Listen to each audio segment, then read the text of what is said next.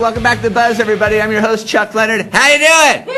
All right, yeah. Hey, happy Labor Day to all you guys and girls out there. For those of you who aren't laboring and you want a new job, let's bring in Peter Robles, Billy. Hey, Pete, how's it going? How are you? Certified Forklift Training Center. How's things going over there? Really good. It's going. It's busy. I'm busy. People are watching The Buzz, and they're telling me, they go, "Yeah, I saw that guy on your show, and I called him up, and in like 2 weeks, I had my done the class, had certificate, and got a new job." I love that kind of talk. That to me, it's a win-win all the way around. OSHA. Yes. you gotta have that certificate to even get behind one of these forklifts these days, right? Pretty close to it. Just about. You can't even sit on one without the key in the ignition, and you can be fined for that. What does a forklift weigh? Thousands of pounds? Oh yeah. Why are they so heavy? It's actually not so hydraulics. No, it's actually the counterbalance. Oh. It's a counterbalance in a forklift. You know, in the rear. In the rear. Okay. Exactly. It functions basically the same as a teeter-totter in a schoolyard. Okay. You know, the weight and balance. All right. You've got to have something to counter with in order to lift. Okay. How much weight can they lift? Up to 20,000 pounds. 20,000 pounds. Yeah, 10 ton. So does that mean there's 20,000 pound weight on the back? No, generally speaking, we don't even see things like that. Okay.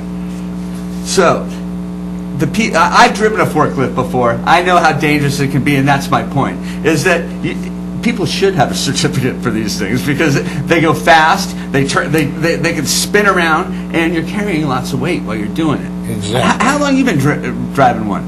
I drove a forklift on a regular basis for 16 years before I went into teaching it. What were you lifting? Groceries. I was in a grocery warehouse for one of the major markets. It was Lucky Stores. I don't even know if they're out. Okay. And so, back then, did you need a certificate? No. How did you become the forklift guy back then?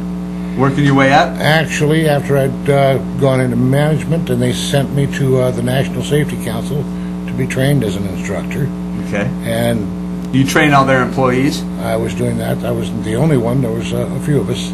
It was a pretty good size operation, but that's how we got started with it. And subsequently, I authored 2 books that involved just for the operator and for the instructor. And that's what I was invited to attend the OSHA Training Center by OSHA, and I did so. And it was very, very challenging course. Now you are located in Clovis, right? That's correct. Located in Clovis, you have your own training center there. How many people have you trained to drive the forklift locally? Oh golly, good question. I don't know, probably hundreds. Probably, I'm sure. When's your next class? Tomorrow. Tomorrow. How many people do you expect to have in that class? So far, I've only got 2 enrolled, and so what happens after this depends on. Well, you know what I think we should do, Pete? I think that there's a lot of people watching today because it's Labor Day. I think what you should do is you should throw out a Labor Day special and get more than 2 people in that class. What do you think we should do? Well, we already for sure have a special going for veterans. Okay. And that was the 25% discount to any veteran, or of any foreign war or whatever. We only ask that the veteran produce or bring with him his DD-214, which would substantiate his being a veteran. And that's all. We will gladly train them. It costs $200 for your class, right? That's correct. It takes 2 days to get it done? Generally speaking, I try to break it down to 2 because people seem to absorb it. It's an easier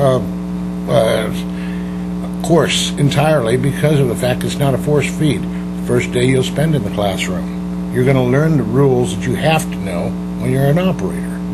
And then the second part is the actual operation of the equipment. After people go the 2 days, they walk out with the certificate?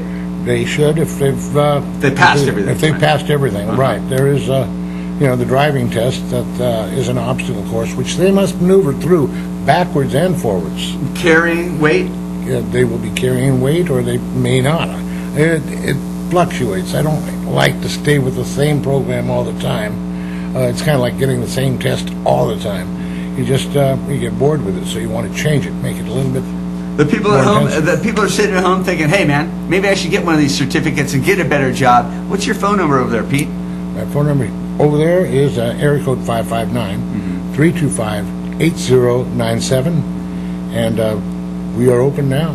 Another thing I hear from the people, that they didn't have the full 200 and you helped them out and took payments, and I want to thank you for that. Yes, that started a whole different thing for us. So the people have been saying that a lot, haven't they? Yes. Well, that's good, man. You guys at home, thanks for participating and calling up the advertisers here on the show, all of my guests, and letting them know that you're watching. Thank you, Pete, for doing everything you're doing for the people. Oh, hey, easy on the mic there, buddy. Okay.